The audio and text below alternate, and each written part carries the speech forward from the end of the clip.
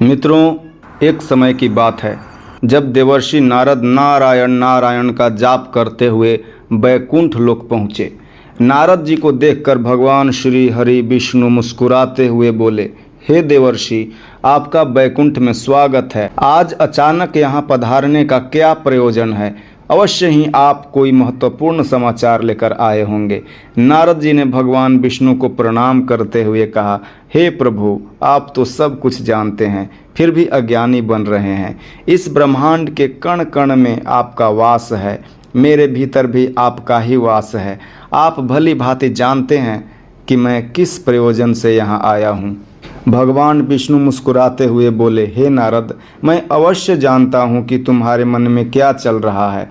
आज तुम मानव जाति के कल्याण के उद्देश्य से यहाँ आए हो, इसलिए जो भी शंका तुम्हारे मन में है निसंकोच होकर पूछो। नारद जी ने विनम्रता से कहा, हे प्रभु, यदि आपकी आज्ञा हो तो मैं आपसे एक प्रश्न पूछना चाहता हूँ।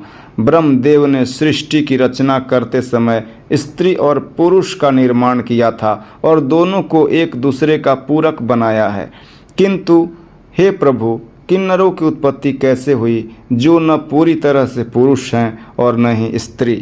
कृपया इस रहस्य को समझाएं। भगवान विष्णु ने उत्तर देते हुए कहा, हे देवर्षि, तुम्हारा प्रश्न अत्यंत उचित है। इस प्रश्न का उत्तर महाराज सूदम की कथा में छिपा हुआ है। देवर्षि नारद ने उत्सुकता से पूछा, हे प्रभु, महाराज सूदम कौन थे और उन्हें किस कारण से स्त्री का शरीर प्राप्त हुआ? कृपया विस्तार से सुनाएं।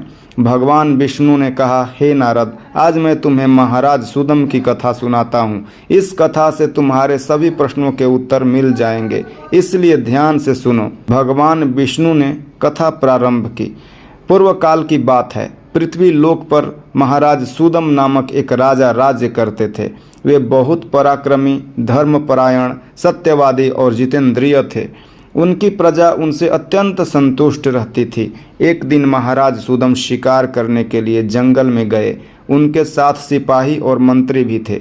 उन्होंने अपने कानों में कमनीय कुंडल पहने थे और गर्व से तने हुए धनुष के साथ जंगल में विचरण कर रहे थे। अचानक वे एक सुंदर किंतु रहस्यमय वन में पहुंचे, जो भगवान शिव की माया से ढका हुआ था। इस वन में प्रवेश करते ही महाराज सूदम और उनके सभी सिपाही स्त्री में परिवर्तित हो गए। नारद जी ने आश्चर्यचकित होकर पूछा, हे प्रभु, यह कैसे संभव हुआ? देवताओं के समान तेजस्वी राजा सूदम को स्त्री का शरीर कैसे प्राप्त हुआ? भगवान विष्णु ने उत्तर दिया, यह सब भगवान शिव की माया के कारण हुआ। एक समय भगवान शिव और देवी पार्वती इसी वन में एकांत में विहार कर रहे थे। तभी सनकादिक मुनि वहां आ गए, जिससे देवी पार्वती लज्जित हो गई। उन्होंने भगवान शिव से विनती की कि इस वन में कोई भी पुरुष प्रवेश न कर सके। भगवान शिव ने पार्वती के अनुरोध को स्वीकार करते हुए इस वन को शाप दे दिया कि जो भी पुरुष इस वन में प्रवेश करेगा वह स्त्री बन जाएगा। इसी माया के प्रभाव में आकर महाराज सूदम और उनके सिपाही स्त्री में बदल गए। भगवान विष्णु ने आगे बताया, महाराज सूदम को स्त्री रूप में बदलने के बाद ईला नाम मिला।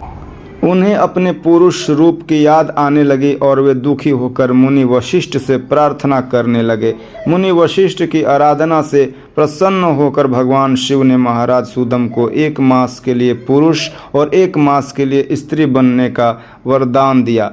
अंततः ईला ने तपस्या करके देवी पार्वती को प्रसन्न किया और उन्हें स्त्री के शरीर से मुक्ति मिली।